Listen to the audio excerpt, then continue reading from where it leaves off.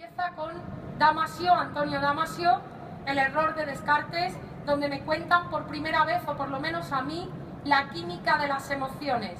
Las emociones no son valores, la educación emocional no es una cuestión de valores, es una cuestión de química.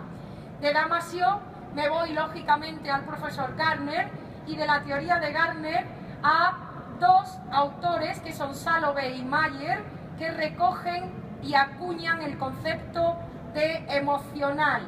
Estos dos son los autores reales del concepto de emocional y es Goleman, el que todo el mundo conocemos o la gran mayoría, el que lo hace, bueno, pues conocido. Pablo Fernández Berrocal, el colega de Málaga, dice que estos dos son los listos y este el listillo, porque es el que hace libros, traduce y se hace rico, mientras estos siguen investigando en el laboratorio universidad, entre comillas, ¿verdad? Todos estos, y aquí recojo también a Pablo y a Rafael, puesto que Pablo Fernández Berrocal y Rafael Vizquerra son los autores que a nivel nacional nos han dotado de más programas de educación emocional para la escuela. Podría coger a otros muchos, pero se me salía la diapo. Bien, estos son referentes, junto con Manuel Segura o con muchos otros. Y me quedo, lógicamente, en esta historia con otros tres personajes más, que para mí son simbólicos más que otra cosa. Por una parte, con Francisco Mora. ¿Por qué? Porque Francisco Mora ha venido a decirme, como neurocientífico y autor del libro Neuroeducación, lo que ya me decía mi abuelo, y es que solo se aprende aquello que se ama, pero él ha venido a decírmelo justificado científicamente, y esto es muy guay. Y además me quedo con Joan Baello, como profe de a pie y de aula, autor del libro Cómo dar clase a los que no quieren, un buen colega, un buen amigo, que además ha sacado desde el aula, desde su contacto con el alumnado, desde su trabajo en instituto, todo aquello que le resultaba interesante. Este es como un representante nuestro. Y por último, con Roberto Aguado, colega con el que trabajo ahora mismo, dentro del modelo de vinculación emocional consciente, y que para mí, como para un niño de 4 años, una piedra brillante en la arena del patio se constituye como una gran descubrición, para mí Roberto ha sido una gran descubrición, porque aunque su origen es la clínica, la terapéutica, me ha aportado lo que yo necesitaba para transformar el cole. Y ahora sí que estoy en posición de decir, familia, tengo la respuesta. Y tengo la respuesta, creo, juntándolo un poquito a todos y a todas. Porque aunque todas no estén ahí, también existen. Basándome en la función neurológica, posee dos mecanismos básicos: razón y emoción. Pero la razón siempre pierde cuando se enfrenta a la emoción. Y neurológicamente hablando, aunque seáis chicos, primero va la emoción. No me estoy metiendo con nadie en especial, estoy intentando provocar. No, yo soy mucho más de cabeza que de corazón, porque va a ser que no, macho, que no.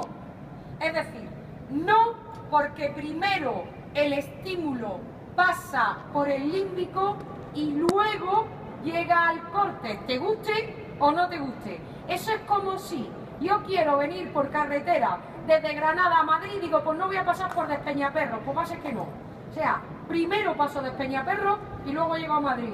Pues el estímulo entra, llega primero al límbico y luego pasa al neocortes, entonces primero manda al límbico.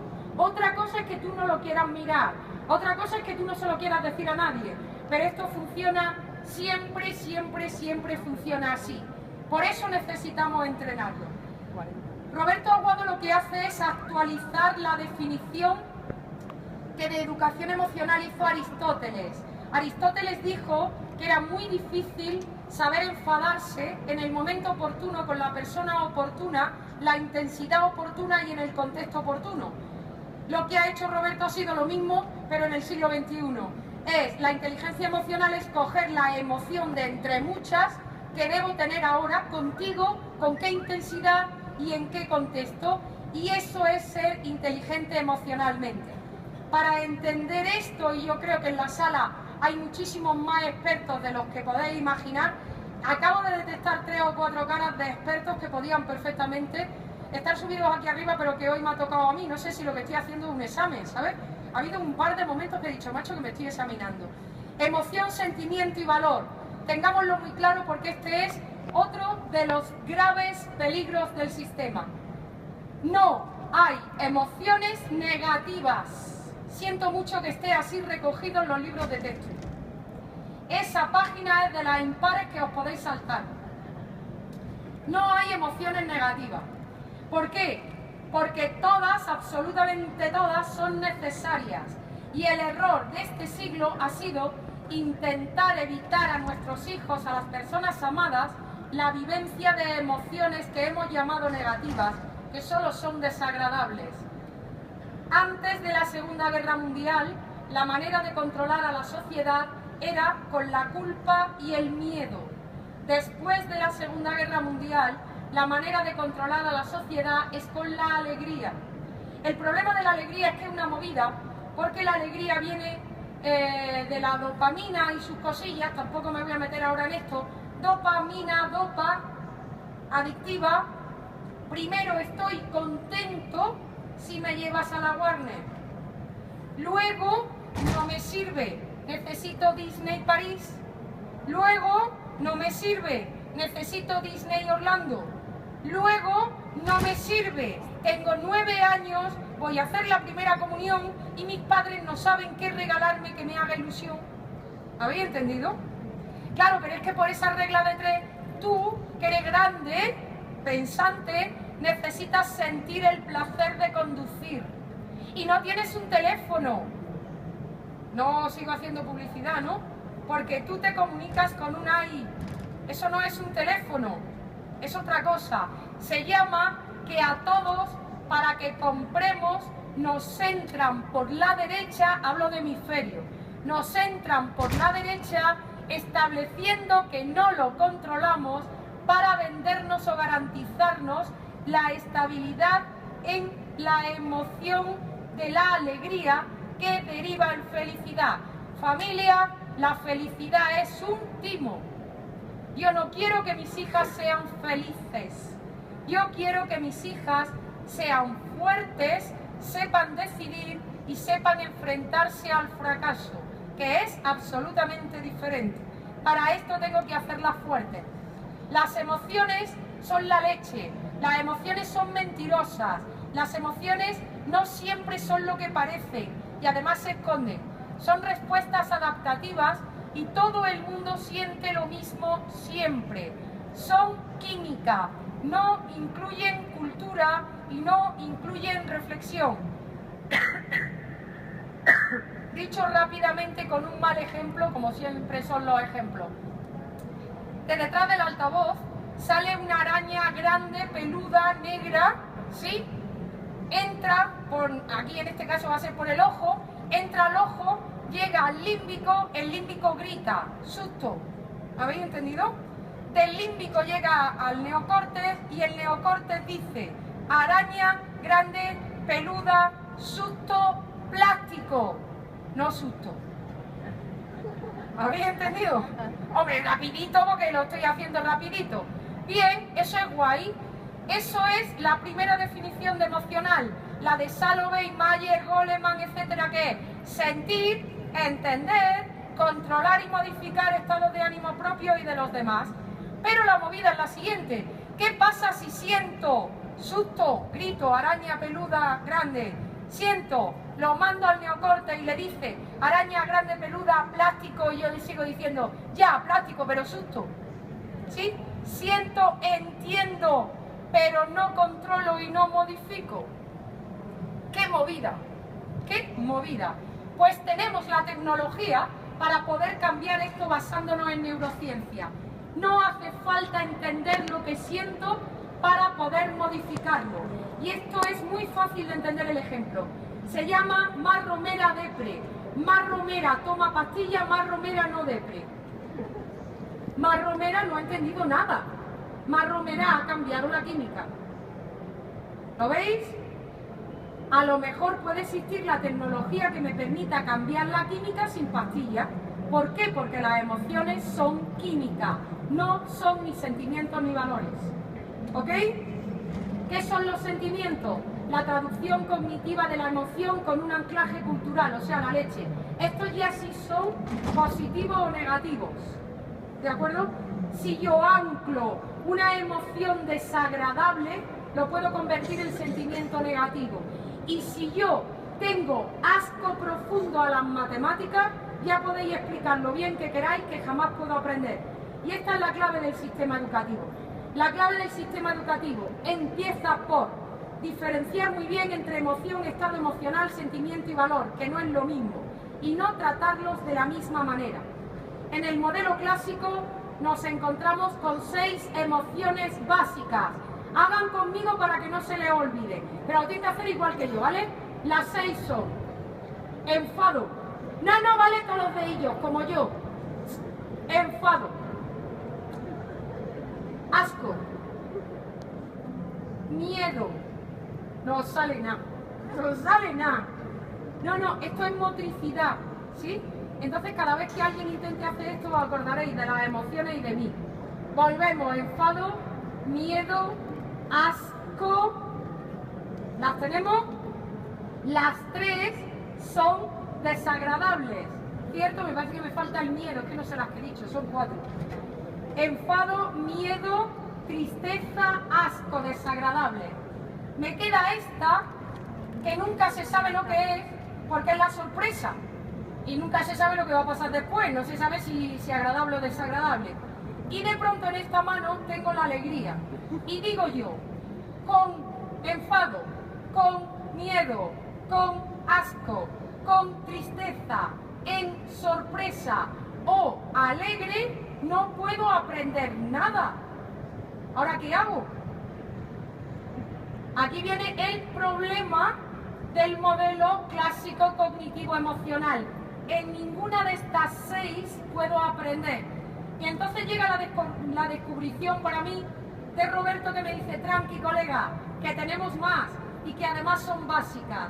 Y aparecen como emociones básicas agradables la curiosidad, la seguridad y la admiración. 3. Y es desde estas 3 emociones, desde las únicas que química y neurológicamente mi cerebro está en condiciones de aprender. Esta es la clave. Da igual qué o cómo lo enseñe. La clave es generar esas emociones. ¿Y por qué? Porque nos equivocamos. Muy fatal. Pensemos, por ejemplo, quiero que imaginen a Carlitos, ¿vale? ¿Veis a Carlitos? Carlitos está en segundo de la ESO. Saco a Carlitos y digo: ven para acá, Carlitos, que te vamos a hacer un repasillo aquí rapidito sobre las provincias de las distintas comunidades autónomas, ¿vale? Es una buena pregunta para segundo de la ESO. Carlitos sale y quiero que lo veáis, y está el tío así. ¿Lo veis? Rojo como un tomate, con los puñitos y así todo cerrado. ¿Qué le pasa a Carlitos? Tiene miedo, tiene vergüenza. Vale, es que voy mal. He dicho rojo y con los puños apretados, si no os manipularía todavía más, pero como no tengo mucho tiempo os manipulo poco, ¿vale? ¿Alguna vez en vuestra vida habéis sentido miedo? ¿Cómo se os ha puesto la cara cuando habéis sentido miedo? Blanca. Si he dicho que Carlitos está rojo y he dicho que Carlitos tiene los puños apretados, ¿qué tiene Carlitos? Enfado. ¡Qué movida! Enfado, rabia, efectivamente. Y sin embargo, cuando saco aquí a Carlitos, como yo soy una buena maestra, me acerco y le digo: venga, tío, no pasa nada, no tengas miedo. Es más, Carlitos llega a confundir ira con miedo y no sabe lo que es. ¿Y por qué sé yo que lo que tiene es ira? Porque química, neurológica, fisiológicamente, el miedo que provoca una amenaza hace que la sangre se va a las extremidades inferiores, se mete en el corazón, se queda la cara pálida y muchas cosas más, y me dice que corra. Y cuando tengo enfado, la sangre se va a las extremidades superiores, aprieto los puños y me dicen que ataque. Por tanto, los rasgos físicos y fisiológicos, motrices y cognitivos de Carlitos eran de enfado y no de miedo. Cuando trabajamos con las emociones, jamás hacemos juicios de valor. Y sí tenemos que estudiarnos muy bien cuáles son los universos emocionales y sus plataformas de acción. Con el miedo, la persona escapa, con el enfado ataca, con la culpa repara, con el asco rechaza, con la tristeza se pixela. Seguro que tenéis alumnos pixelados en clase. Sin embargo, con la curiosidad aparece el interés, con la seguridad el control. Por eso tenemos que pegarle una vuelta potentísima a las evaluaciones. Con la admiración, la imitación horizontal. Con la alegría, permanecer, solo para algunos momentos del día. Desde aquí, trabajar lo intrapersonal y lo interpersonal hasta llegar a la excelencia, sabiendo que la imaginación y la emoción siempre le ganan a la razón. ¿Esto es real o solo está sucediendo en mi cabeza?, preguntó Harry. Por supuesto que es real, por supuesto que es real, por supuesto que está sucediendo en tu cabeza. ¿Por qué no iba eso a significar que es real? Por esta razón, tú sigues llorando cuando ves Pretty Woman por 13ª vez, aunque te la sabes. Porque lo que pasa en tu cabeza es absolutamente real. La imaginación y la emoción siempre le ganan a la razón. Y necesitamos llenar la mochila de recursos. ¿Cómo? Sin terapias, sin juicios de valor y siempre con analogías. Y esto hacerlo en una escuela afectiva. La escuela afectiva para Roberto Aguado es la escuela casa. Se aprende en curiosidad, en admiración, en seguridad y con un pizquito de alegría. Y no se aprende en pisa. Me salió así. Esto fue casualidad, no hubo intención de ningún tipo. Presión, prisa, incomprensión, intolerancia, estándares, soledad, ansiedad, angustia o aburrimiento. Sí en casa, no en pisa. Nuestros niños y niñas nos necesitan, para eso necesitan ser educados desde las fortalezas y no desde las debilidades. Y como dice José Antonio Fernández Bravo, educando desde el cerebro del que aprende y no desde el cerebro del que enseña. Debo saber escuchar, sabiendo que la actividad del profesorado es aprender y no es enseñar. Cuenta una leyenda que había una mamá que estaba absolutamente preocupada y angustiada porque su hijo, siendo diabético, seguía comiendo azúcar, lo hacía a escondidas y seguro que iba a morir. Entonces sucedió que aquella mamá, buscando las fuerzas de donde no las tenía y los ahorros de los que tampoco disponía, se fue a visitar al maestro. Solo hablan de Gandhi.